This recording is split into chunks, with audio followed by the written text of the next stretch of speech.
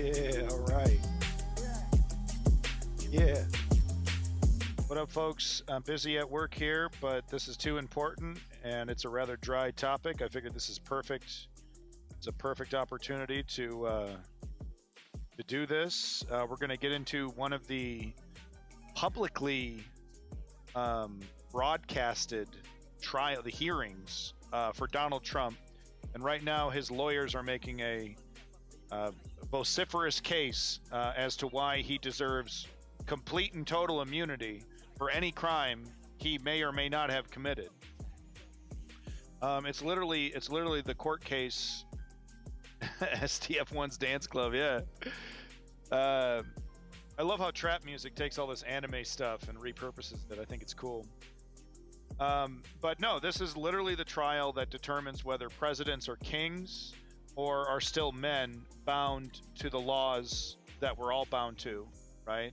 And, you know, ask a Trump supporter whether they believe Joe Biden deserves ultimate immunity to every crime he's committed, right? It's unbelievable. They're right now making the case that presidents, all my fellas energy, you're going to want something to look at because this is a very dry video. So, I just figured I'd just throw whatever GIFs I had in my OBS, just throw it on the screen. But thank you for coming in, everybody. I do appreciate it. Like I said, it's going to be a very dry stream. Like MSNBC doesn't even know how to do this. Like they're doing the best they can. They have a live stream of the trial piped in to, they're like literally just the audio. They don't have the video. So they have, each judge speaking and then the lawyer for Trump right here, real scumbag, of course, making the case that Donald Trump is a king and that he deserves immunity for any crime he committed. And once again, is MAGA okay handing this over? Like, if Trump doesn't win in 2024, is MAGA okay setting this precedent that the next Democratic president or the current Democratic president is immune to all crimes?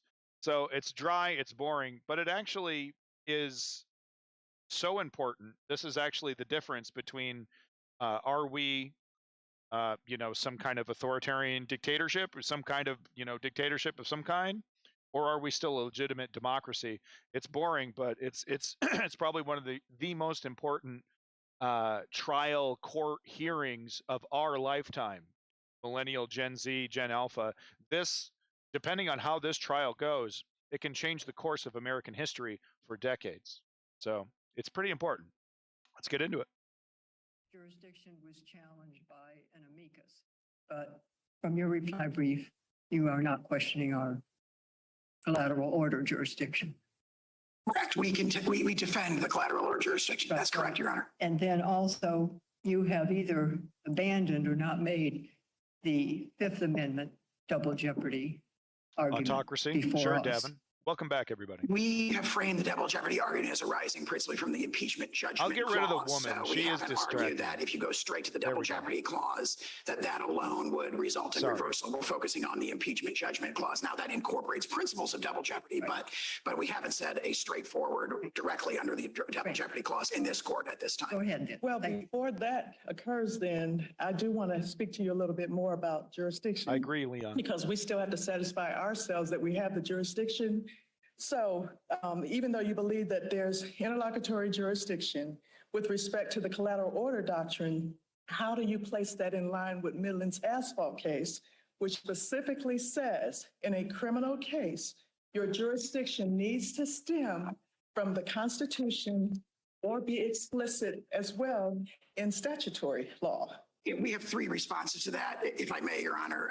One is, of course, that if you look at the language of Midland asphalt, what Justice Scalia is discussing in that case is particularly a situation where the right is one, the legal and practical value of which would be destroyed if it were not violated before trial. And these claims of absolute immunity fall right in the heartland of that description of that right. That's been reinforced by the Supreme Court. But how do you deal with explicitly stating that? Because we don't have an explicit communication here with respect to anything in the Constitution or statute. Yeah, I respectfully disagree with that. The doctrine of presidential immunity arises directly from Article 2, Section 1 in the Executive Vesting Clause, and it's reinforced by the plain language of the Impeachment the Judgment president. Clause, which specifically refers to trial. He does, Remember, Devin. what Midland Asphalt is talking about is He's not the situations president. where the right not to be tried is at stake, and it distinguishes that from the right, the So remedy for which is slimy. dismissal of an indictment.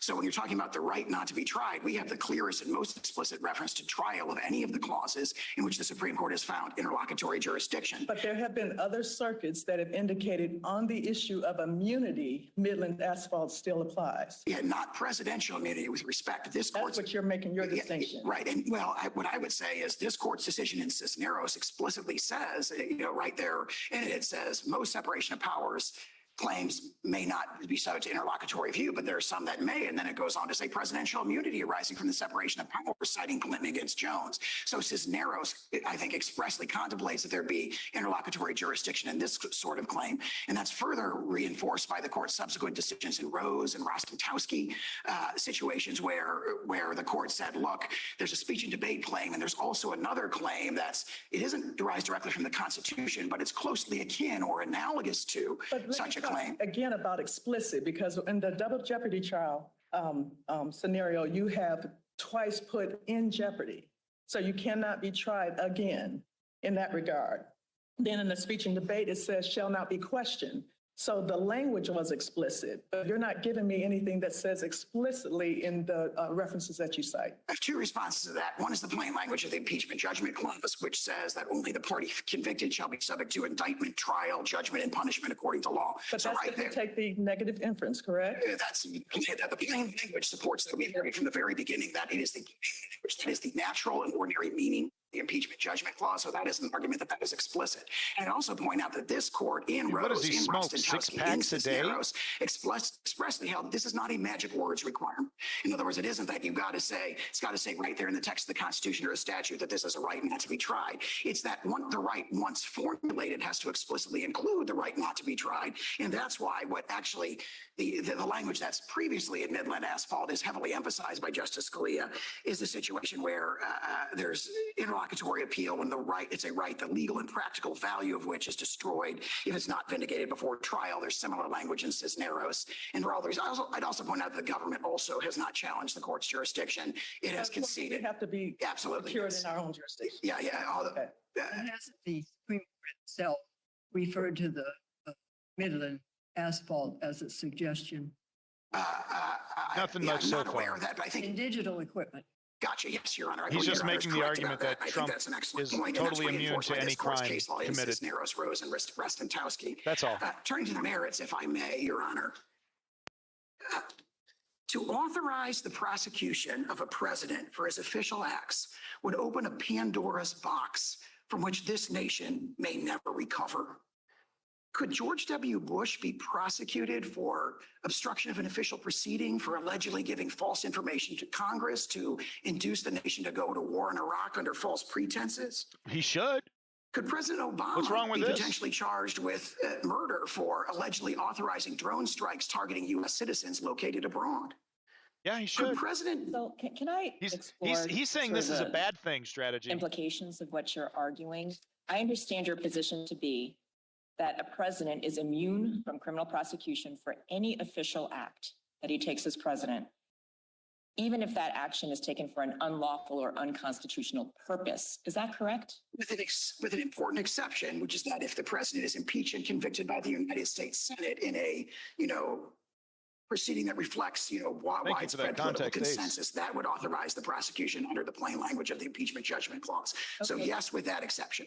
So it seems to me that there are a lot of things that might not go through that process because it's quite a cumbersome process that requires the action of a whole branch of government that has a lot of different people involved. And so in your view, could a president sell pardons or sell military secrets? Those are official acts, right? It's an official act to grant a pardon. It's an official act to communicate with a foreign government. And such a president would not be subject to criminal prosecution? The sale of pardons example is an excellent example because there were allegations about a sale of a pardon essentially when it came to President Clinton's pardon of Mark Rich, and the U.S. DOJ carefully and for the very reasons we've emphasized in our brief, decided not to prosecute President Clinton with that because it raised concerns about whether or not a president can be prosecuted for his official acts. There's actually an op-ed in the National Review from Andrew But your McCarthy. position is that he can't be prosecuted for that unless he's impeached. Yeah, that was, as long as it's an official act. I mean, certain cases, purely private conduct under Clinton against Jones, he'd be subject to prosecution for that so long as he's not in office. But as long as it's an official act. Could a president order SEAL Team Yeah, 6 exactly, to kissing assassinate a Johnson. political rival? That's an official act in order to SEAL Team 6? He would have to be and would speedily be, impeached and convicted before the criminal What if he prosecution. weren't? What if he proceed. weren't? There would be no criminal prosecution, no criminal liability for that? Chief Justice's opinion in Marbury against Madison and our constitutional tradition and the plain language of the impeachment judgment clause all clearly presuppose that what the founders were concerned about was not. I asked you a yes or no question. Could a president who ordered SEAL Team 6 to assassinate a political rival who was not impeached, would he be subject to criminal prosecution? If he were impeached and convicted first. And So your answer is no. My answer is qualified yes. There's a political process that would have to occur under the structure of our Constitution, which would require impeachment and conviction by the Senate. In these exceptional cases, as the OLC memo itself points out from the Department of Justice, you'd expect a speedy impeachment and conviction. But what the founders were much more worried about than using criminal prosecution to discipline presidents was what James Madison calls in This Federalist Number asshole 47, talking about what the founders wanted. the newfangled and artificial treasons. They were much more concerned about the abuse of the criminal process for political purposes to disable the presidency from factions and political opponents. And of course, that's exactly what we see in this case. I've asked you a series of hypotheticals about criminal actions that could be taken by a president and could be considered official acts. And I've asked you, would such a president be subject to criminal prosecution if he's not impeached or convicted? Requirement. And your answer, your yes or no answer is no. I believe I said qualified yes if he's impeached and convicted first. We But may my be saying the same question thing. was, okay, so he's not impeached or convicted. Let's put that aside. You're saying a president could sell pardons, could sell military secrets, could order SEAL Team 6 to If his name assassinate is Trump, a political yes. rival. Sale of military secrets strikes me as something that might not be held to be an official act. The sale of pardons is something that's come up historically and was Yeah, not Gonzo, prosecuted. But your Yeah. brief So- says that communicating with an executive branch agency is an official act, and communicating with a foreign government is an official act. That's what presidents do. Those are very strong situations. Those are very strong examples of potential official acts. If you look at what Chief Justice Mitchell said against Madison, he said, rising directly under Article 2, Section 1, that the courts, that the president's official acts are, quote, never examinable by the courts. And he says it like 4 different times on pages 164 to 166. Well, let me ask you about that then. MAGA Counsel, doesn't think because so, your position Gonzo. is, as I understand it, if a president is impeached and convicted by Congress, then he is subject to criminal prosecution, correct? That would be a necessary, said to Is prosecution. that a yes? Yes. Yes. Okay, so therefore he's not completely and absolutely immune because under the procedure that you concede, he can be prosecuted if there's an impeachment and conviction by the Senate. Got him. Very, very formidable structural check against the astonishing and radical action of prosecuting a former president with official Right, acts. but you're conceding that presidents can be criminally prosecuted under certain circumstances. Specifically, if they're impeached and convicted, I think that's the main language of the impeachment judgment clause. And How isn't many that also a impeachments for Trump? concession that a president 2 can or 3? be criminally prosecuted for an official act? Because presidents can be impeached for official acts. Under those unique circumstances. Correct. But given that you're conceding that presidents can be criminally prosecuted under certain circumstances, doesn't that narrow the issues before us to can a president be impeached?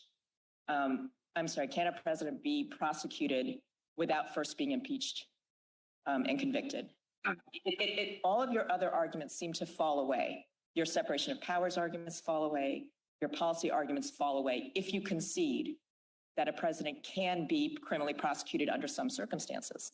disagree with that. The Constitution in the Article 2, Section 1 vesting clause, as interpreted very clearly by Chief Justice Marshall in Marbury against Madison, says Article 3 courts lack jurisdiction to engage in examination of the president's official acts. That's But been you just reaffirmed by conceded that Article 3 courts can do so if he's been impeached and convicted. the Constitution makes a carefully balanced, explicit exception to that principle in the impeachment judgment clause. So the problem for the separation of powers, the Constitution does this in many other situations where it engages in a balancing. What the framers were most concerned about was not the notion that the president would never be prosecuted for things that outrage his political opponents. What they were concerned about was politically motivated prosecutions. But they didn't say the president can never be prosecuted. They set up the Correct. separation of powers and they created a very narrow exception Correct, that would but- allow prosecution in those cases. But once you concede that there's not this absolute immunity, that the judiciary can hear criminal prosecutions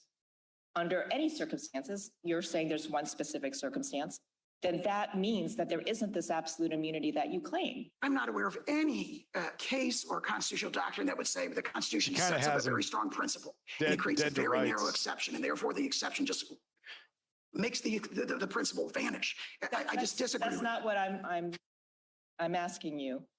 I'm saying that you're coming before us and saying that there is this absolute immunity that is grounded in the separation of powers, that the judiciary can never sit in judgment on what the president is doing.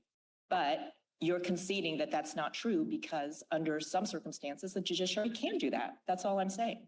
Yeah. I think I repeat my answer, which You're is a being very strong contradictory. principle in the separation of powers that prohibits Article 3 courts from sitting in judgment over a president's official acts. His There's a voice very is an narrow exception assault. for conviction after I impeachment. understand, I and understand. that's a But good position. it just seems to me that if once you concede that presidents can be prosecuted under some circumstances, your separation of powers argument falls away. Yeah, And she makes the a great issues point. before us are narrowed to, are you correct in your interpretation of the impeachment judgment clause? Does the impeachment judgment clause actually say what you say it says?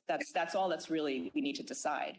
I respectfully disagree with that. I respectfully disagree with that. There is a strong principle. It's reinforced by Chief Don't you Justice love it? Marshall in Marbury against Madison. He did not say I just we can never respectfully sit in deny judgment reality. over a president's official acts, but because it could be impeached and convicted, therefore we can do it whenever we want to. He said the exact opposite. He says they are never examinable by the courts. So And are that's we answering the larger question about whether there's presidential immunity from criminal prosecution for official acts? Or are we looking to a standard on a motion to dismiss, which says, look to the allegations, take those as true, and then look to whether or not we should be looking at official acts in that lens? actually both threshold questions. So we have a king kissing Court Gonzo. judgments. Essentially, there's no such thing We as need a daddy. criminal immunity I mean, for come a on. former president, and therefore the district court never reached the second issue, which is if you actually look at the face of the indictment, are these all official acts? We have strong arguments on both of those things. The notion that criminal immunity for a president doesn't exist is a shocking holding. It would authorize, for example, the indictment of President Biden in the Western District of Texas after he leaves office for mismanaging the border allegedly, and let a Texas jury and Texas judge sit in judgment over the validity of his But you acts. also respective border. indicated earlier that Presidents when should be there held were accountable. pardons or when people were not prosecuted, not everybody goes through an impeachment proceeding before they actually get prosecuted, because that's within the discretion of the prosecutor. Only for subordinate officers. So as the OLC amendment points out very clearly, the founders, the framers actually in the Constitutional Convention clearly contemplated that that sequence that I've described would be mandatory. He would have to be impeached and convicted first before you could go on But to. impeachment also only deals with certain crimes, bribery, treason, high crimes and misdemeanors. Yeah, and if you look actually at what is said in the Federalist number 65 by Hamilton about that, high crimes and misdemeanors basically cover anything that the U.S. Senate makes a political judgment justifies removing him from office and authorizing But a prosecution. prosecutor is impartial, does not make political judgments, assumingly, to charge. I think that has no basis in the context of the current prosecution, where the current incumbent of the presidency is prosecuting his number one political opponent and his greatest electoral threat in this particular. Asking you from the standpoint of what the impeachment judgment clause is designed to do, that it limits itself to certain acts. And then therefore, and if convicted, as you indicated, impeached and convicted thereafter could be prosecution. but not everybody goes through that process. And of course, it's limited to the certain actors in that regard, but not everybody has to go through that process. Prosecutors later on can come into information and evidence after they've investigated to make their determinations about what they'd like to criminally prosecute. So you're not always confined to whatever would be in the impeachment judgment clause. Whatever the practice has been with respect to subordinate officers, the evidence from the founding generation is clear as you cannot do that with respect to the president. Right. And this is one example of many that's reinforcing all the Supreme it's Court's so case law, the pathetic. uniqueness of the presidency and the person who occupies the office of the presidency. So, Oh, for well, example, I you get think the repeated founder said statements in this. Nixon against Fitzgerald, it's reaffirmed in Trump against Mazars, reaffirmed in Trump against Vance and so forth about the unique nature of that particular office. But And therefore, why even under Clinton, where there's a deal cut, under President Nixon, where there's pardon given, there's an assumption that you could be prosecuted, because why enter into those particular acts? those examples are examples of purely private conduct. For example, Clinton against Jones makes very clear that this stuff that President Clinton cut an indictment deal about by admitting to certain wrongdoing in exchange for not being indicted was purely private conduct. Nobody has contended that the president's immune from prosecution for purely private conduct. It's a question is, can you be indicted for official acts? And you referred to the pardon of President Nixon. We have two things to say about that. President Nixon was accused of a wide range of purely private conduct. He was facing potential indictment for that at the time the pardon was issued. Back to purely private conduct. If we go to the indictment, they are not alleging purely, they're alleging that this is private conduct, but it's subject to fraud, not official acts. So why don't you speak to that, since you said that we have to look at the broader question as well as the indictment? Yes, Your Honor. So the allegations in the indictment allege only official acts. The only way to even characterize them as private acts is to turn to the alleged motive or purpose for them. So their whole theory, their characterization of the language in the indictment is, oh, we're alleging purely private conduct because it was engaged in for particular purposes. And that's foreclosed by a very long and strong line of Supreme Well, Court how does the precedents. Blasingame case fit here, that this circuit distinguish office seeker versus office holder in terms of how you're committing the acts? This Blasingame strongly reinforces what was said. It's been said in Supreme Court cases in Stump against Sparkman, going back to, for example, Marbury against Madison, where it's the nature of the act itself. I understand the Blasingame opinion to reinforce that by saying it's an objective. They use the word objective multiple times. Objective, context-specific assessment. It does not turn on the purpose or motive. That was strongly pushed in Blasingame, and this court properly rejected. That's consistent with Nixon against Fitzgerald, Bradley against Fisher, Spalding against Vilas, Judge Hand's opinion in Gregoire. I mean, that's the strongest principle of law in this I'll context. turn to my colleagues because I've taken up your time, but we'll give you what you need. With respect to the actual indictment, it does not gloss over what, and put it in terms as you're describing. So if we look at the face of the indictment as to what's charged, when it's gone through a grand jury process, unlike the impeachment judgment clause, how do we look at those particular acts as described? Because we have to take those at face value. There's clear guidance on this from Nixon against Fitzgerald, where Nixon against Fitzgerald, the allegation was President Nixon had unlawfully terminated a whistleblower, essentially. And that whistleblower came into court and says, this is not subject to immunity because it was unlawful. And the court said, we're not looking at that granular level of detail, and we're not considering, most importantly, the alleged motive for these acts.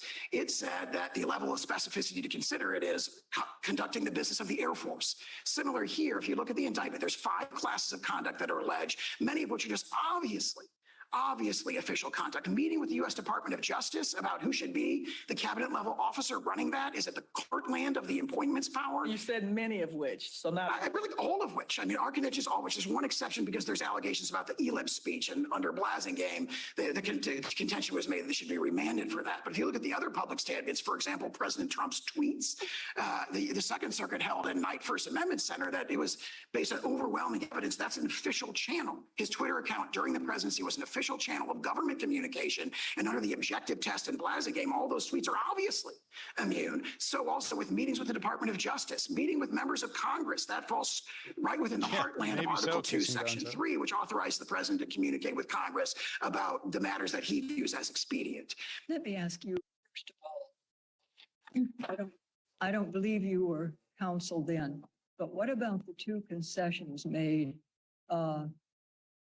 in the first impeachment proceeding and then in Trump v. Vance, that impeachment should be stayed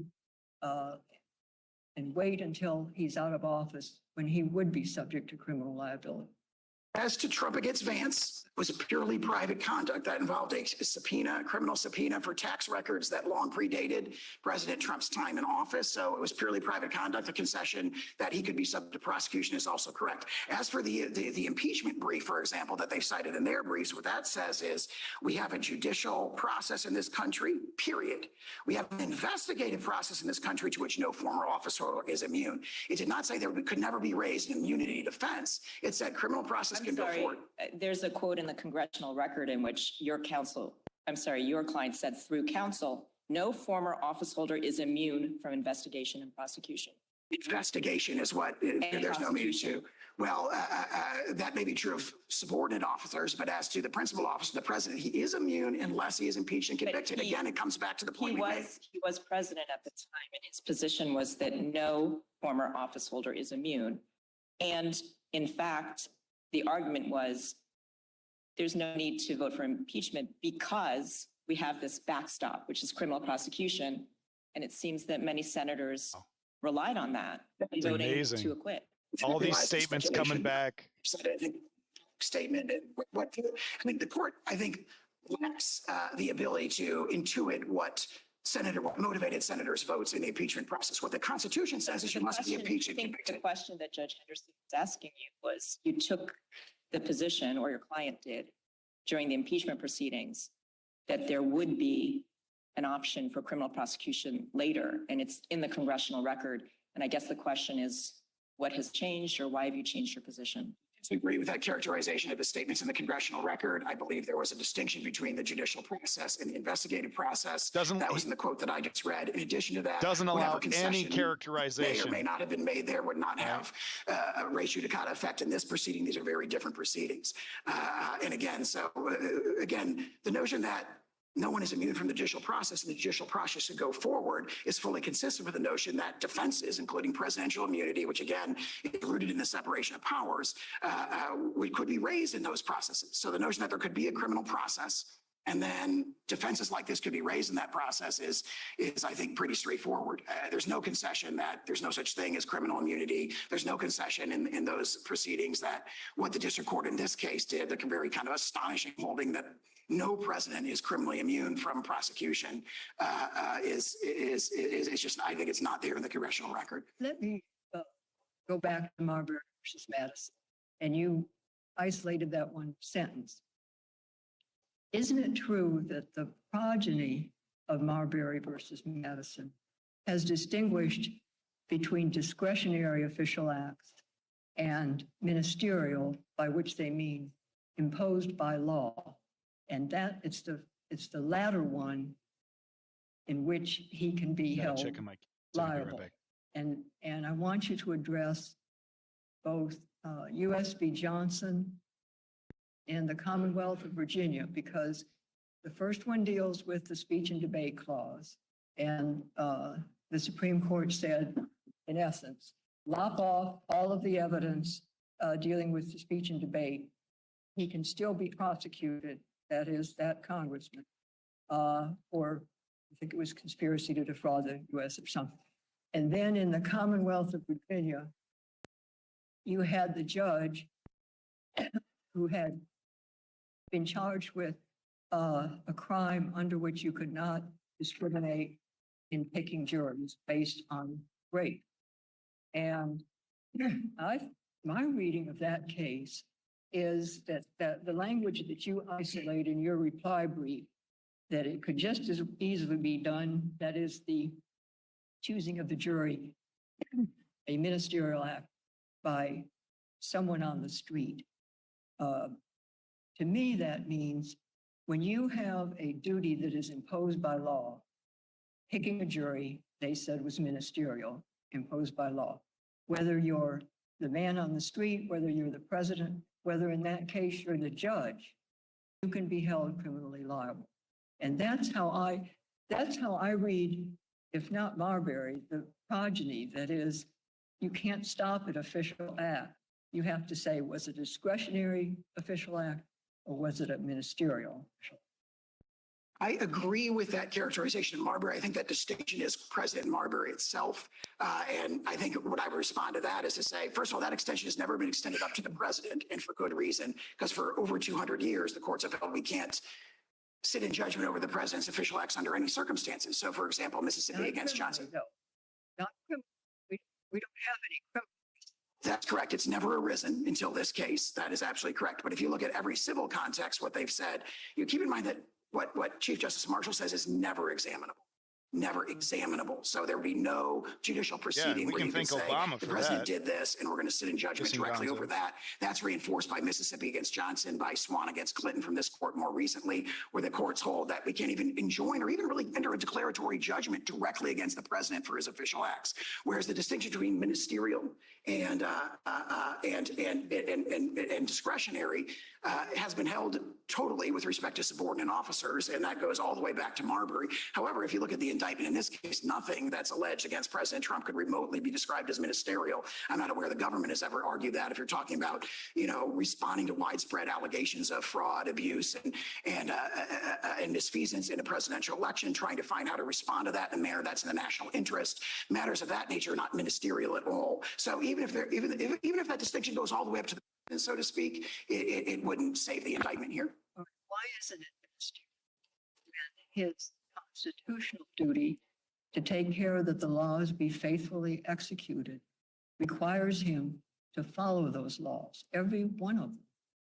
Yeah, I mean, nothing. I mean, I would say that the take care clause, carrying out one's duties in the take care clause, are inherently discretionary. An example of a ministerial act, for example, in Marbury against Madison, is like delivering a seal when you're requested, because there's a separate statute, right? What they emphasize is there's a separate statute. The Secretary of State had kind of these two hats on. He was, on one hand, a direct agent of the president, and in that, this could never be examined by the courts.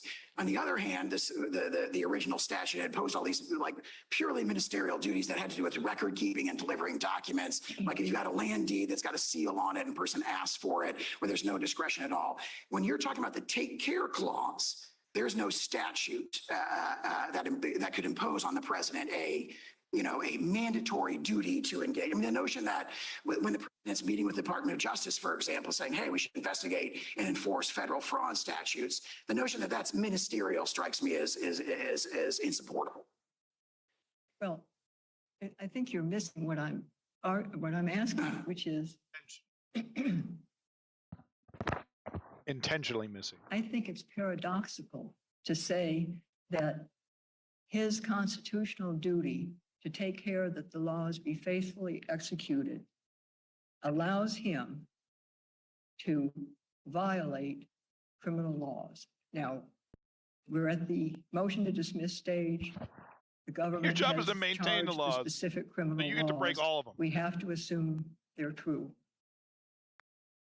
I mean, my response to that, I think, would be to emphasize what Chief Justice Marshall said in Marbury, which is that they can never be examined by courts. That naturally includes a criminal proceeding. But I thought you agreed with me that we've gotten beyond Marbury in the sense that official acts has been subdivided into discretionary and duty bound or ministerial.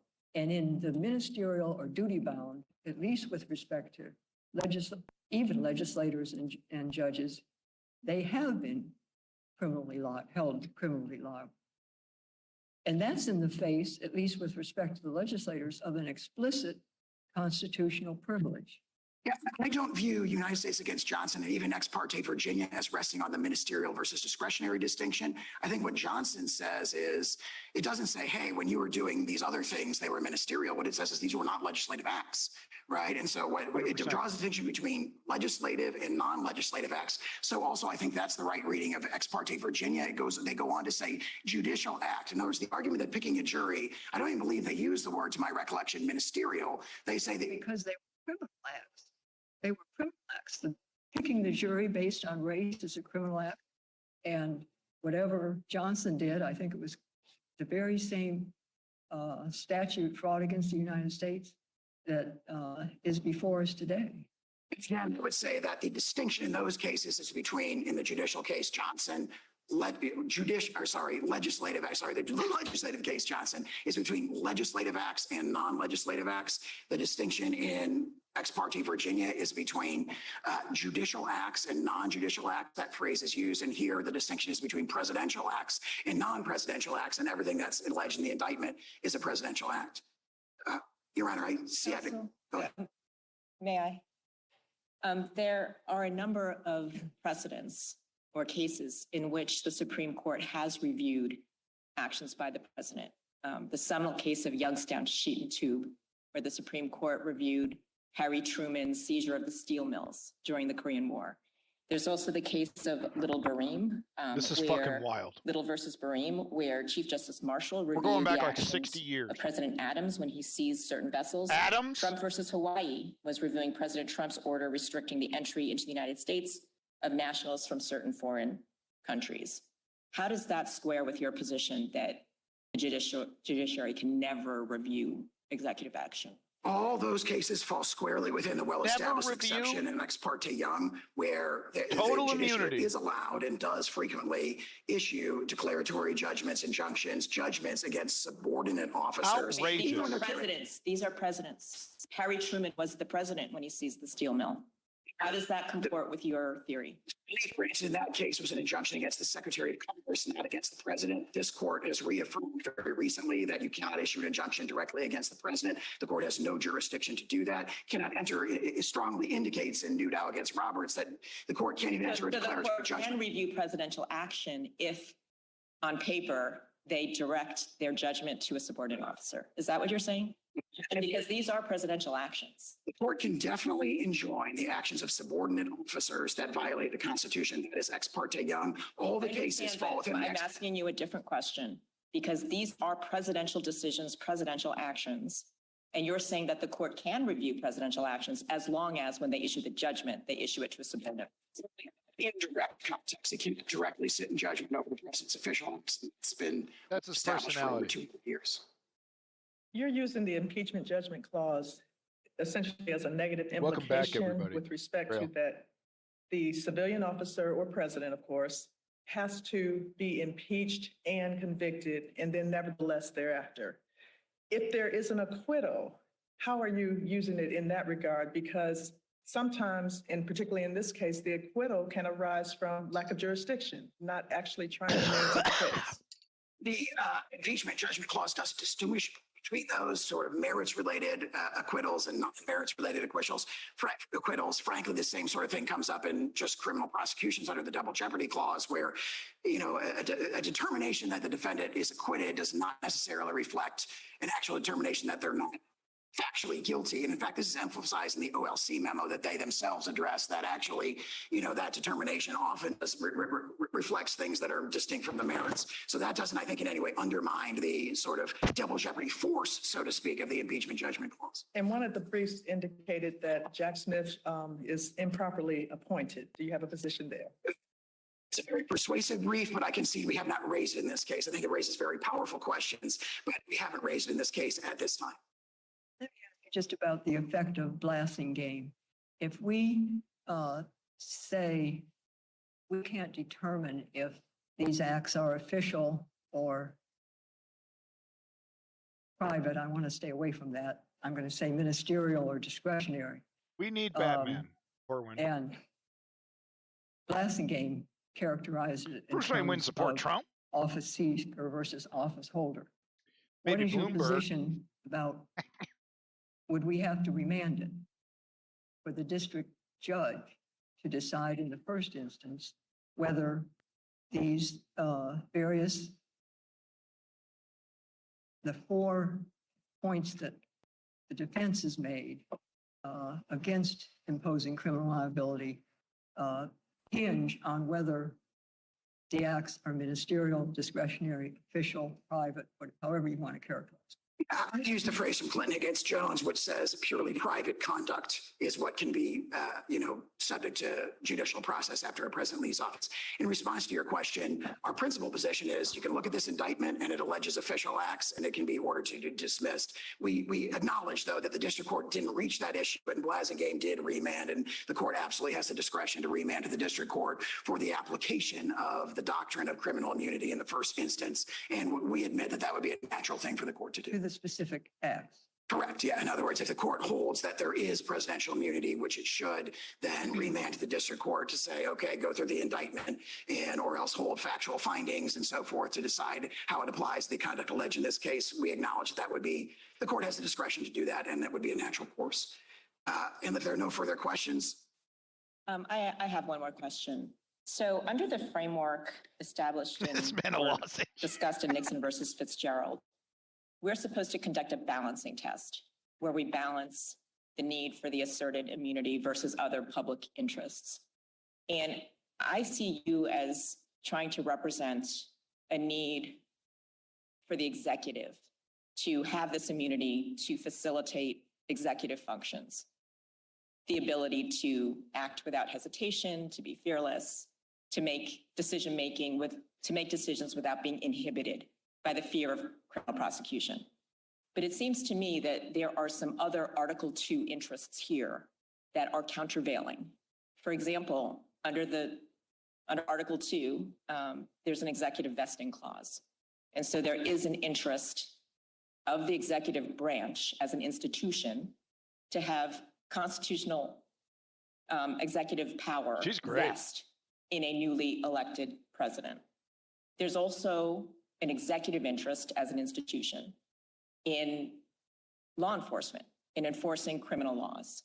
And so it seems to me, if we're weighing executive interests versus public interests in things like the integrity of an election, that President Trump's position is not fully aligned with the institutional interests of the executive branch. And in this balancing test, that weakens the executive power that he's trying to assert. I say three things in response to that. First of all, Nixon against Fitzgerald emphasizes that the most compelling consideration when one considers what it describes as policy considerations rooted in or in the separation of powers is the rendering of the executive branch official unduly cautious in the exercise of highly controversial and sensitive decisions that come up all the time. If a president has to look over his shoulder or her shoulder every time he or she has to make a controversial decision and worry, after I leave office, if I go into jail for this, when my political opponents take power, that inevitably dampens the ability of the president. No, I understand that that's your position, but I guess I'm asking you, what about other Article 2 interests? That's one interest, but there are other Article 2 interests in play here too, and they seem to be The best they countervailing. can do, Crail. The interest in executive vesting, the interest in law enforcement, those are also executive branch interests. And how should that affect the Exactly, analysis? kissing Those, Gonzo. to the extent the court conducts a balancing, our principal positions, you can go back to Marbury versus Madison and adopt a categorical rule, which is also referenced in Nixon against Fitzgerald. But to the extent the court reaches the balancing of policy considerations, those are decisively outweighed by the sort of republic-shattering consequences of subjecting our chief executives in an endless cycle to prosecution once they leave office. That the founders shattered were the very much republic. against that. They were deeply concerned with that. Holding our You leaders see that accountable. in Hamilton's writings in Federalist 65, 69, and 77. You see it reflected in Madison's concern Shocking. about newfangled and artificial treasons in Federalist 47. And that is the original meaning of the Constitution. I think we should, it just occurred to me, do you think we should take That's a load of any bullshit. You know, the cognizance Jim, of the the fact that Jurassic when they Park. wrote that, George Washington was That's the a pile of president. shit. I mean, a very, very strong executive. The Congress was brand new. Everything else was brand new. And things have balanced out. I mean, we've got a strong Congress, we've got a strong judiciary, and we've got a strong president.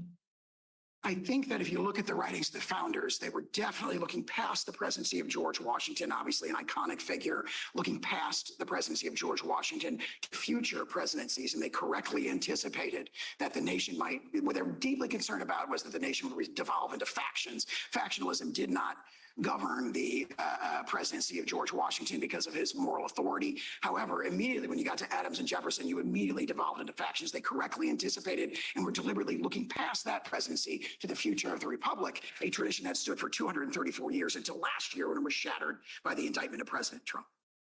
Shattered. If the court has no further questions, we would ask the court to reverse.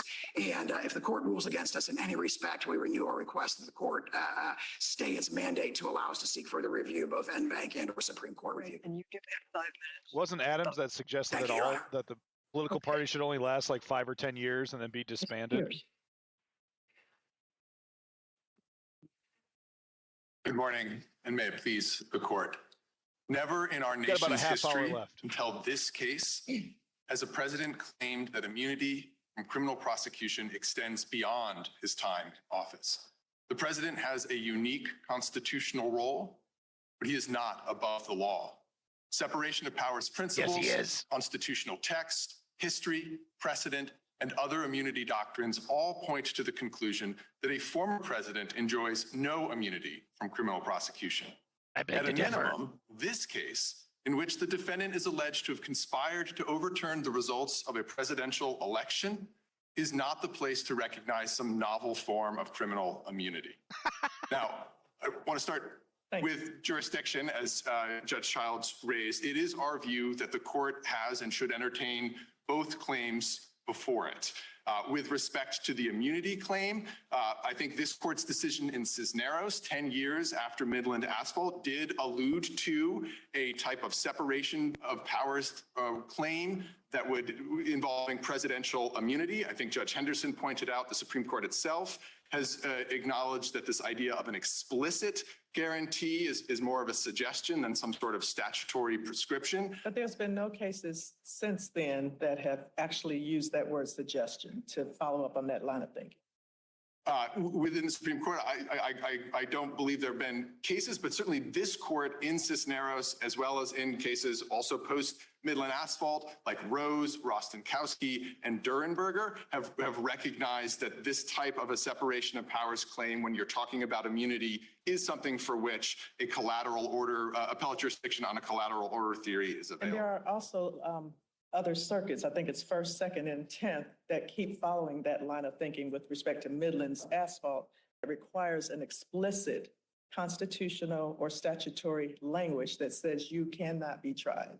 So two responses. One, I think in cases like Cisneros, this court has spoken otherwise, but nonetheless, I think the only one there is the First Circuit's decision in Joseph, where it was the case of a judge seeking a criminal, raising an immunity defense to a criminal prosecution. As this court acknowledged in both, I believe, Rostenkowski and Durenberger, that's in some tension with, or it didn't acknowledge that, but the case, the court there talked about Claiborne and Hastings, which are 9th Circuit and 11th Thanks, Circuit Kissing Gonzo, cases. thanks. I think Judge Easterbrook, in his shock opinion, Welcome back, Rob. noted that when it deals with cool a new personal icon. immunity You're a like that, Simpsons it's guy. different than the kind of transactional immunities that were considered in the 10th and the 2nd Circuit cases. And at the end of the day, I think we do, so sort of a small point of common ground between us and the defendant. We do think that with respect to jurisdiction, there is a little bit of a different inquiry with respect to a president. We don't think that carries over to the merits in the least. And I think United States versus Nixon is sort of the perfect example of that. There, the court said it would be unseemly to hold the president, to require the president to go into contempt. Nonetheless, reaching the merits, of course, rejected President Nixon's absolute executive privilege claim and required that the You don't see a distinction on the civil versus criminal context, because the cases I'm referring to are civil, criminal cases. So I don't, and Rose said as much here when talking about civil and criminal with respect to speech or debate. And again, I mean, I know this Nixon versus Fitzgerald is a civil case, and we strongly disagree that it should be applied here for many of the reasons that Judge Pan set out. But I do think with respect to the immunity, again, given the language in Rose, that would supply basis for this court to entertain the immunity claim. But Now, why aren't you taking the position that we should dismiss this appeal because it's interlocutory? Doesn't that advance your interests? Our interests are twofold. One, as in United States versus Nixon, it is doing justice. And then a second is indeed to move promptly to satisfy and vindicate the public's and the defendant's interest in a prompt resolution of this trial.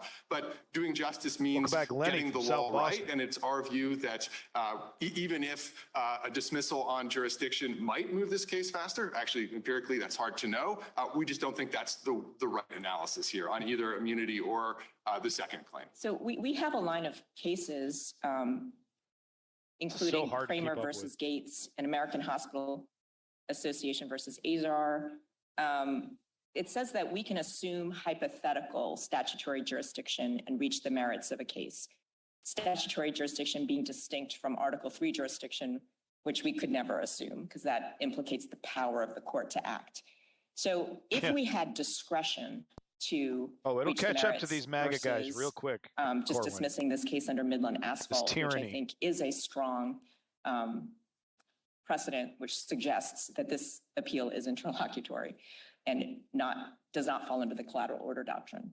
How should we determine how to exercise that jurisdiction about whether or not we should reach the merits? So I think in the American Hospitals decision, the 2020 decision, the court said the formulation was something like we're doubtful as to our jurisdiction, but nonetheless invoking the line of cases you've just described, went on to decide the merits. We would urge the courts to do the same here, even if it entertains doubts with respect to the jurisdiction. Yes, hypothetical statutory jurisdiction is available under the law of the circuit. The court should use that to reach the merits. But doesn't that lead to a hypothetical decision and an advisory opinion? No, I think so we disagree. The Supreme Court has said that. No, I don't think the Supreme Court has said that. I mean, the Steele Co. is kind of the leading Supreme Court decision, and then some courts, including this court, has devised a hypothetical statutory jurisdiction doctrine. Now, if this court were to dismiss for lack of jurisdiction and then say, nonetheless, as an alternative holding, here's how we would come out on the merits, that I think would be improper. That is what I understand the American Oversight Brief to be suggesting at footnote 11 on page 20 of its brief. That I don't think is something the court could do. I understand the hypothetical statutory jurisdiction piece to allow the court to say, you know what, this is hard. There might be arguments on both sides. We think that we assume hypothetical statutory jurisdiction. We move forward. We decide the merits. Now, let me ask you about Marbury versus Madison. What's your interpretation of its progeny, or even the case itself? So our interpretation is much closer in line with what I think I heard Judge Pan setting out and similar to yours. It certainly does not erect a unreviewable power for the presidency. I think the sort of the prime example of that is the Steele-Sheezer case, the Youngstown case. That was President Truman closing the steel mills. That was the court coming in and reviewing that. We see that all the way through to the present. And so it's hard to see any world in which the court just says, we can't intervene here. We do see, I accept the court's, Judge Henderson, the distinction between sort of ministerial and discretionary acts. Compliance with the law is not some sort of discretionary call, right? It is something that I fully endorse or agree with the idea of the paradox of a president, on the one hand, having the Article 2 take care responsibility, and on the other hand, sort of seeing the law as compliance with the law as optional. Let me switch and ask you, how do we write an opinion that would stop the floodgates? Your predecessors in their OLC opinions recognize that criminal liability would be unavoidably political. So a couple of responses. For one, of course, that was with respect to a sitting president. I think the analysis is extraordinarily different with respect to a former president, which OLC in that very same, I'm sorry. But not with respect 100% to being kissing Gonzo. necessarily political. Well, I think Yeah, there is Kenny, a political or process, Lenny, which is totally, it's impeachment, and word we can salad. talk about that, but there is a legal And this process guy's on which is democracy decidedly side. It's still not hard to keep up with. political. And that is a process which has the kinds of safeguards that a couple of members of the court here have already referred to. We're talking about prosecutors who follow strict codes and who are presumed to act with regularity, grand jurors, pettit jury eventually, and this court sort of standing, Article 3 court standing above it. But I also want to push back a little bit against this idea of a floodgate. At least since the Watergate era, 50 years ago, has there been widespread societal recognition, including by presidents and the executive branch, that a former president is subject to criminal prosecution. And Nixon was not about private conduct. Nixon was about, among other things, using the CIA to try to interfere with an FBI investigation. He then accepts a pardon, understanding that after having resigned, right? So again, I think that also undermines this impeachment first argument. After Nixon, we then see a series of independent and special prosecutors investigating a range of different types of conduct. You saw independent counsel Lawrence Walsh in the Iran-Contra affair. That's an example that the defendant invokes in his reply brief. In chapter 27 of that report, the independent counsel assumes that President Reagan is subject to prosecution and says, but we didn't get there evidentiarily, right? There were not that we thought there was some sort of immunity. And that has continued through to the present. And so this notion that we're all of a sudden going to see a floodgate, I think again, the careful investigations in the Clinton era didn't result in any charges. The fact that this investigation doesn't reflect that we are going to see a sea change of vindictive tit for tat prosecutions in the future. I think it reflects the fundamentally unprecedented nature of the criminal charges here. Never before has there been allegations that a sitting president has, with private individuals and using the levers of power, sought to fundamentally subvert the democratic republic and the electoral system. And frankly, if that kind of fact pattern arises again, I think it would be awfully scary if there weren't some sort of mechanism by which to reach that criminally. In your brief, you raised some sort of lesser immunity potentially applying. Want to speak to that? I do. We don't think that's comes into play here. I think the point was, in some sort of more challenging cases, it might be that where a president is operating under extraordinary time pressure, has to make a very difficult kind of national security type of decision. Do I go in and commit this kind of, do we order the drone strike under these circumstances? A president will often have a cadre of lawyers to advise him or her. The lawyers say, Madam President, we'll get you a memo in 2 months.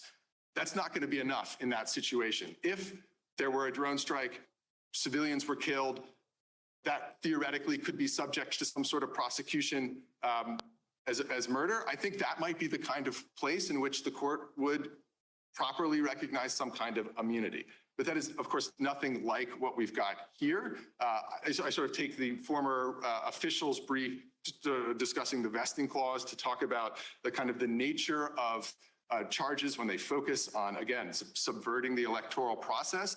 At a minimum, there should be no type of immunity that covers that. So are you saying it should be a case-by-case balancing in each case, whether there's immunity, or how does this work as a legal standard? So we think that it should just be, as the district court held, a finding.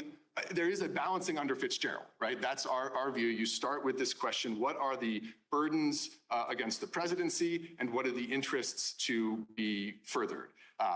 I think the answer to that question under Fitzgerald, we think that the burdens that my friend talks about on the other side are overstated. I'm happy to just describe why. We think the interest in the public's interest in an ongoing criminal prosecution means that there should be an across-the-board rule that a former president is indeed subject to criminal prosecution. What I'm describing in response to Judge Child's questions is, in a particular case, might there be some extraordinary circumstance where a former president could invoke an immunity? Maybe. I don't think the court has to reach that there. I think the court could write an opinion that reserves and says, based on the nature of the allegations, which we take as true, there is no reason to recognize that here. And so I don't think it needs to be a case-by-case analysis, but I think the court can reserve that type of question to the extent it gives one pause about a president in future situations. To that end, can you answer the question I posed earlier to your opposing counsel about, are we to look at the broader question that was dealt with by Judge Chutkan with respect to presidential immunity, absolute immunity for no criminal prosecution of official acts, versus looking at this indictment and accepting as true the allegations that it brought there, or both?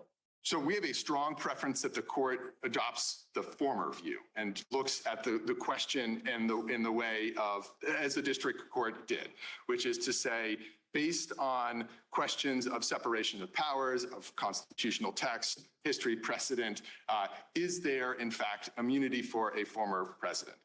We think the answer to that is no, for of course all of the reasons we put in the brief, and I'm happy to sort of address here. Candidly, I think if the court gets to that second question, there are some hard questions about the nature of official acts. And frankly, as I think Judge Pan's hypothetical described, I mean, what kind of world are we living in if, as I understood my friend on the other side to say here, a president orders his SEAL team to assassinate a political rival and resigns, for example, before an impeachment? Not a criminal act. President sells a pardon, resigns, or is not impeached? Not a crime. I think that is extraordinarily frightening future, and that is the kind of, we're talking about a balancing and a weighing of the interests, I think that should weigh extraordinarily heavily in the court's consideration. It's About insane. the effect of Blasingame. What is it? How does it either bind us? How is it persuasive for us? So I think it formally has no application at all, because of course, very early on in the opinion, the court says we're not dealing with any questions of immunity in the criminal context. I tend to agree with my friend on the other side that in many respects, it does reinforce the nature of the Fitzgerald civil outer perimeter standard. It says you don't look at intent or you don't look at purpose. Context plays a more important role than often the content of communications. I think that the significant change, of course, is the acknowledgement of the looking at a president, whether that president is acting in his or her role as office seeker or office holder.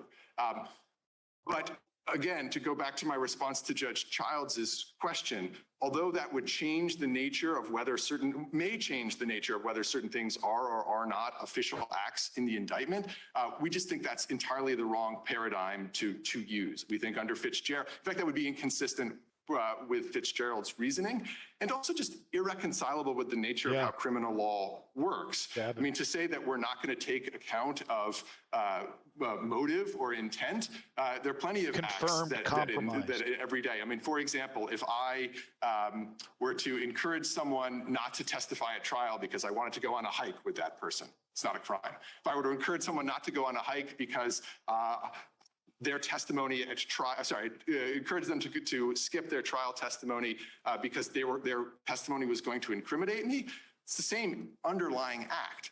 And now when you map that on to the presidential context, you come up with some of the frightening hypotheticals where as long as something is plausibly official, even if it involves assassinating a prominent critic or a business rival, that would seem to then be exempt potentially from criminal prosecution. We certainly wouldn't concede that if that's the world we need to live in. I think we would advance plenty of arguments below, but we really, but those arguments themselves would create satellite litigation that are an additional reason not to go down this route. Satellite litigation. And thinking about your answer about potentially not looking at motive and intent, when there is a criminal prosecution, that mens rea and that intent is part of the actual statute charged criminally. Yes, precisely. And that's why it wouldn't make sense to then come in and use this non-motive intent.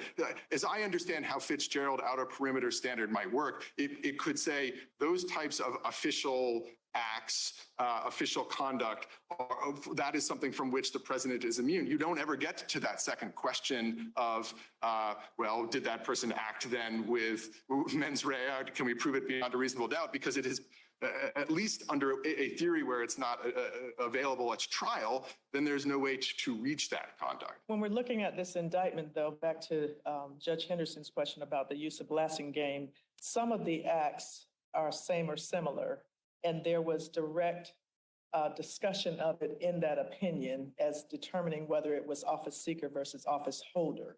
So do we use blasting game at least for that?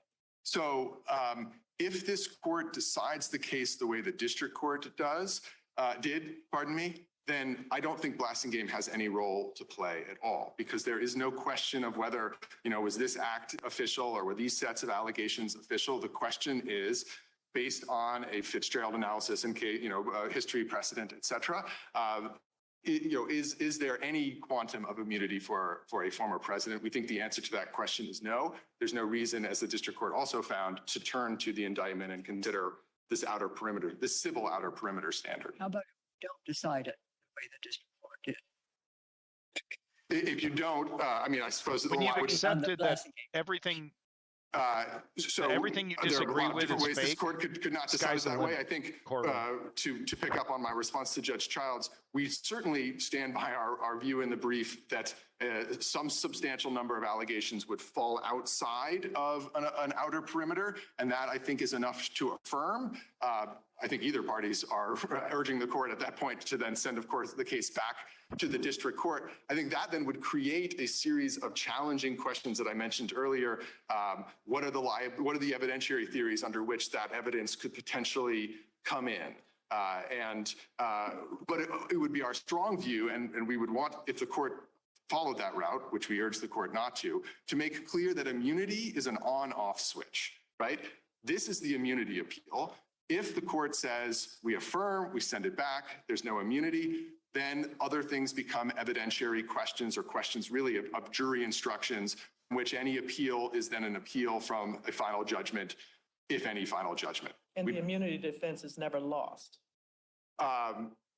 Well, I don't think it's immunity at that point. I think this court will, in what I've just described, will have said there is no immunity. There may be some types of other challenges as evidence comes in at trial. But again, I think that would lead to this extraordinarily complicated litigation that is not the top line reason, but certainly among the reasons why the court should not go down that path. Since President Trump concedes that a president can be criminally prosecuted under some circumstances, he says that that is true only if he is first impeached and convicted by Congress. Do you agree that this appeal largely boils down to whether he's correct in his interpretation of the impeachment judgment clause? That is, if he's correct that the impeachment judgment clause includes this impeachment first rule, then he wins. And if he's wrong, if we think the impeachment judgment clause does not contain an impeachment first rule, then he loses. So I think that's basically right. I mean, the defendant's theory over the course of this litigation has evolved a bit. And I think now before this court, I understand the argument to be principally sort of the principal submission to be, as you've just described, this, what we call in our brief, the conditioned precedent argument, that there is only liability, criminal liability for a former president if that president has been impeached and convicted. And that is wrong for textual, structural, historical reasons, and a host of practical ones, one of which I'll start with, again, to just amplify the point. It would mean that if a former president engages in assassination, selling pardons, these kinds of things, and then isn't impeached and convicted, there is no accountability for that individual. And that fucking get out of jail free card. Now, to go back to some of the textual and historical and structural, my friend on the other side sort of suggests this is what the founders were talking about and this is what they were worried about. I think that's entirely an inaccurate representation of the founding era history. There's basically no discussion of the impeachment judgment clause, which I take the defendant's principled textual argument to be. What the impeachment judgment clause did was two things, as the district court described, right? It constrained the sanctions that Congress could place on an impeached and convicted officer, not only a president, any kind of officer, to removal or disqualification. And then it made clear that that impeachment did not impose some sort of preclusive bar on subsequent criminal prosecution. You would think that if there was this kind of impeachment first requirement, impeachment and conviction first, you might actually find something somewhere in the sources, the framing, the convention in Philadelphia, the ratification discussions, early history. There is nothing of that. We've cited certain things in our brief from James Wilson, from Edmund Pendleton, from Representative Dana that say this. Justice Story. I don't hear the defendant to offer anything other than, well, Hamilton. All that Hamilton was describing was the undisputed point here that a sitting president can't be subject to criminal prosecution until that sitting president is no longer in office, whether the removal from office is through impeachment and conviction or simply the end of the term. Now, a structural point as well that I just want to quickly make, the district court made this, which is if this rule were right, that would if the condition precedent rule were correct, it would pose significant separation of powers problem of its own. It would basically mean that the executive branch would only be able to prosecute someone if Congress had acted. And there are all sorts of reasons why, of course, Congress won't act. For one, they've never believed that it was required. And also, in certain instances, they may decide that they don't have jurisdiction. Many of the members of Congress seem to hold that view with respect to the defendant's second impeachment. Right. Thank you very much.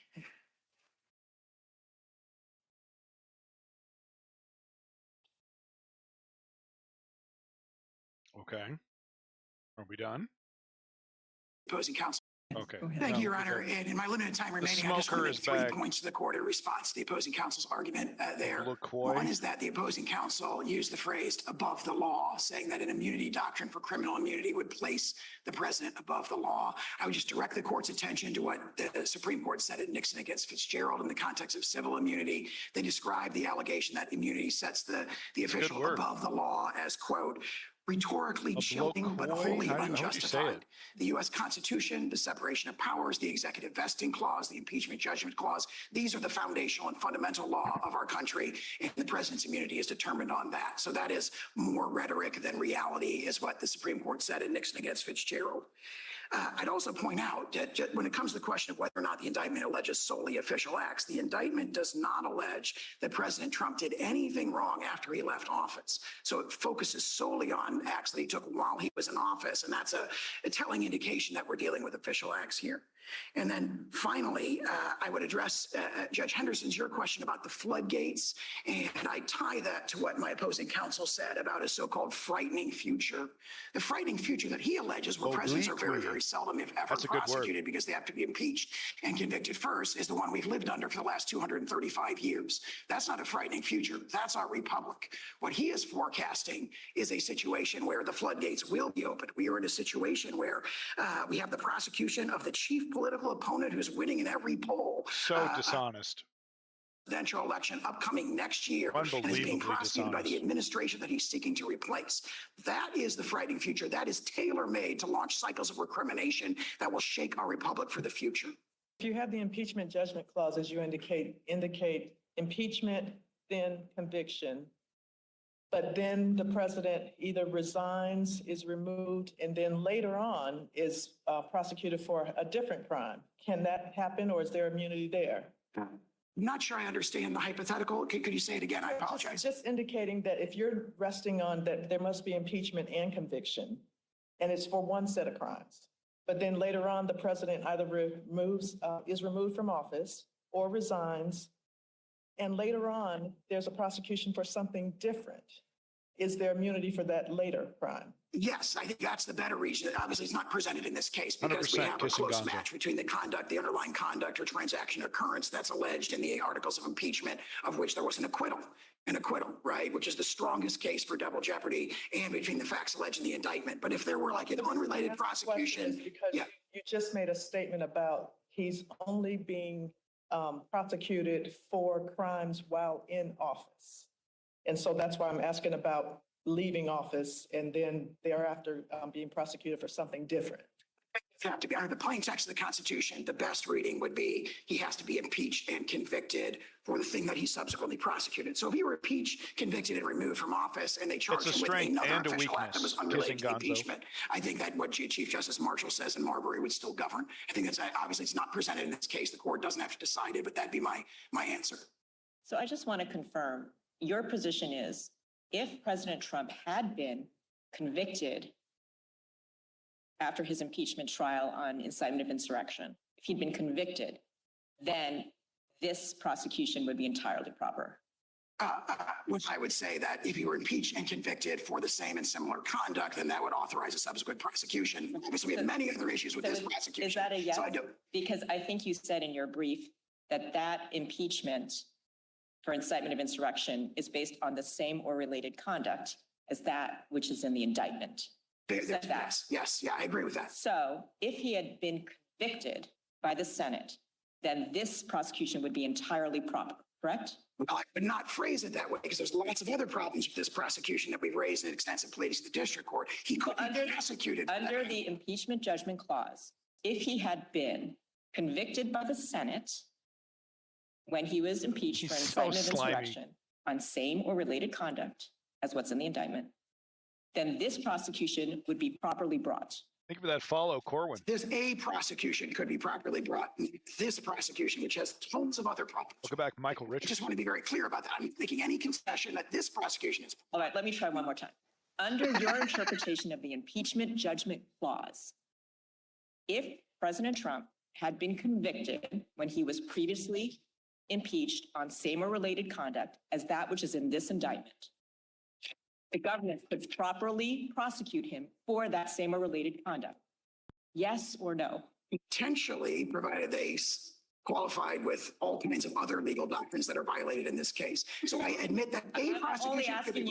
you under your interpretation of the impeachment judgment clause, is that proper? Is that allowed? And I stand on my prior answer. I think we're agreeing. I understand there might be other reasons why you would challenge this prosecution. I'm saying based on your interpretation of the clause, this prosecution would be properly brought. Again, I would not say this prosecution, be very clear about that. But it's a prosecution based on same or related conduct.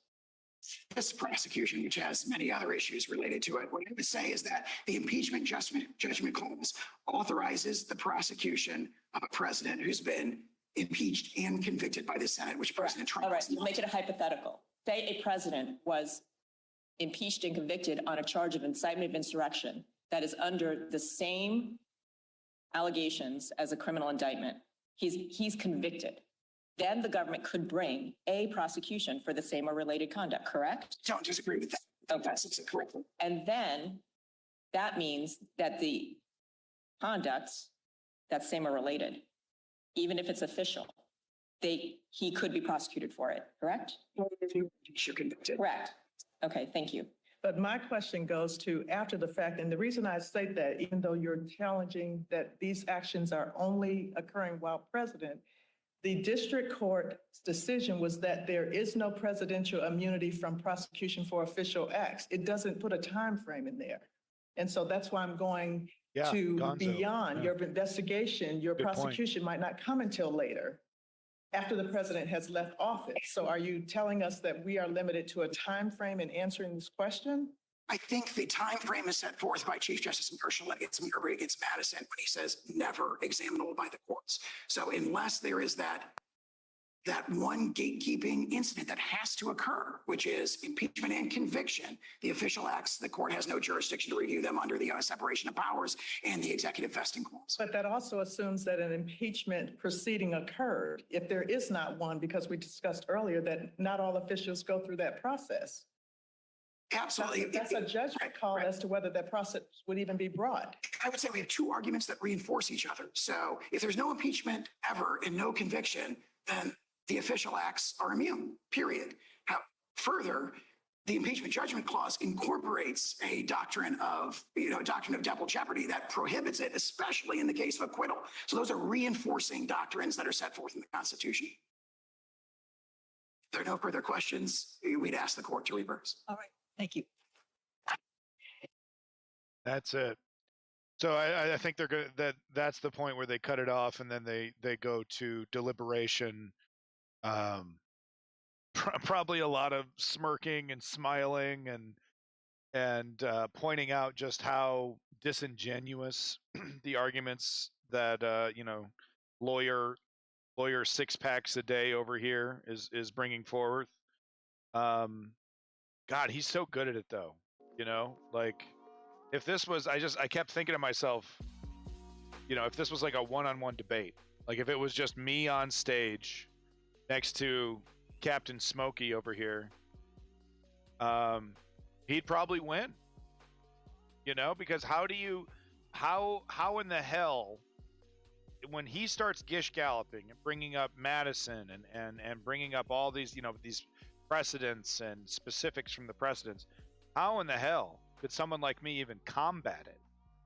So thank goodness we have actually smart people who know how to push back on it, because those judges were really pushing back. They were really giving a lot of intense criticism to the claims of 10 packs a day there. Yeah, that was fascinating. And another thing that's really fascinating to me is it's really happening. It's really happening. We think about what we just witnessed. An ex-United States president is challenging our democracy to its absolute core, and doing it shamelessly. And now we're at the precipice of the Supreme Court making a right-wing Supreme Court, a Trump-friendly Supreme Court, making a decision about, yes, presidents are kings. But I have a hard time.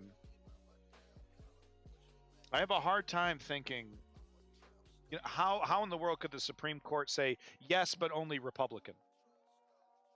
You know what I mean? If the right-wing Supreme Court, if they're going to give Trump this immunity, this kingship, well, you got to give it to Biden. And you got to give it to Biden if he wins in 2024.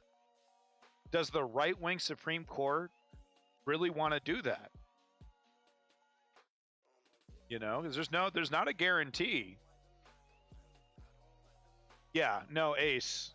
Yeah, we could get into that. The failure of the neoliberals. I mean, Merrick Garland is a fucking joke, dude. To say it lightly. I'm not asking for the Attorney General to be a partisan hack going after political opponents with no merit whatsoever. But that is not the case with Donald Trump and the January 6th insurrectionists that are currently still in office. They committed real crimes. There's real evidence. It's on camera, some of it, taped and recorded, some of it. And where's Merrick Garland? Sitting on his hands. Ooh, I don't know. Ooh, geez. Oh, gosh. We can't set a precedent that could get neoliberals in trouble, too.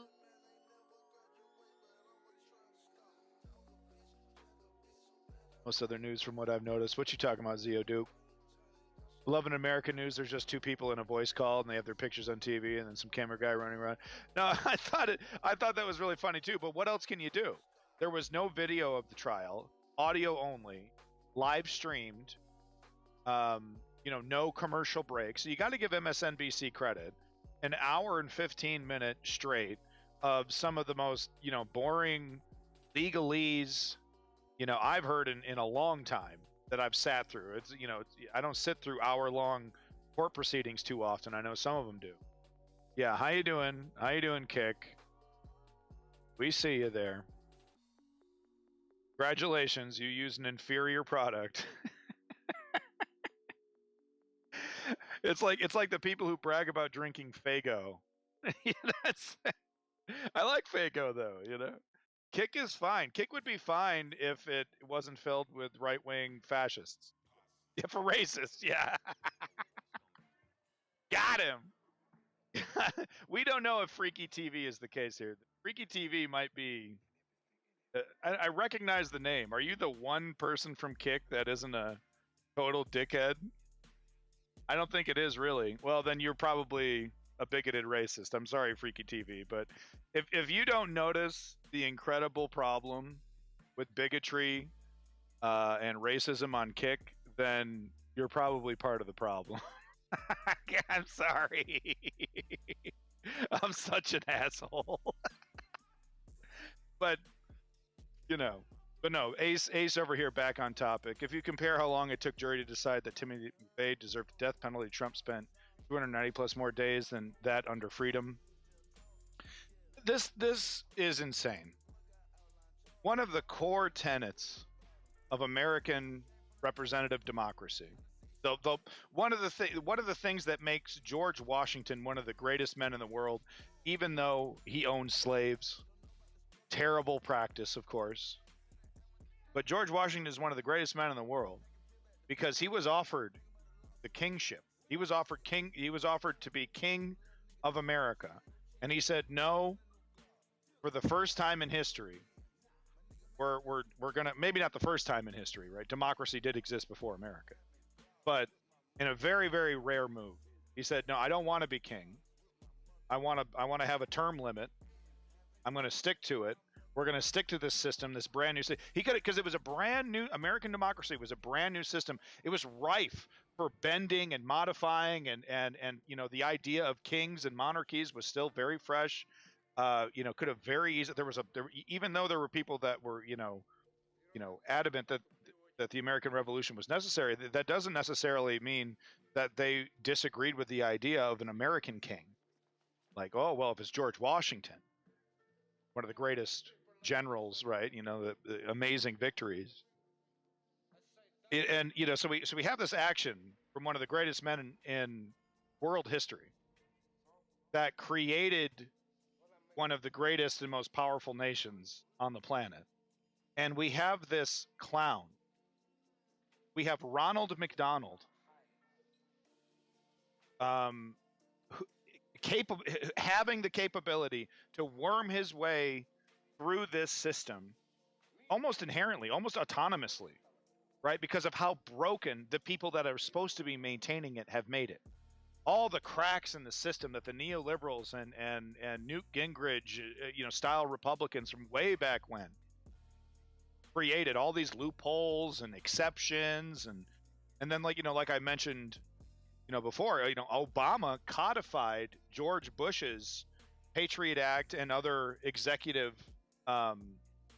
enhancements to his power after 9/11. They were all supposed to be temporary. Obama said, nope, make them permanent. And then Hillary Clinton handed those powers over to Trump. Thankfully, he was too stupid to use them. He's not going to be stupid to use them again, that's for sure. We are better than this. We cannot allow the main problem are the people that are supposed to be guarding the hen house here. And those people are the neoliberals.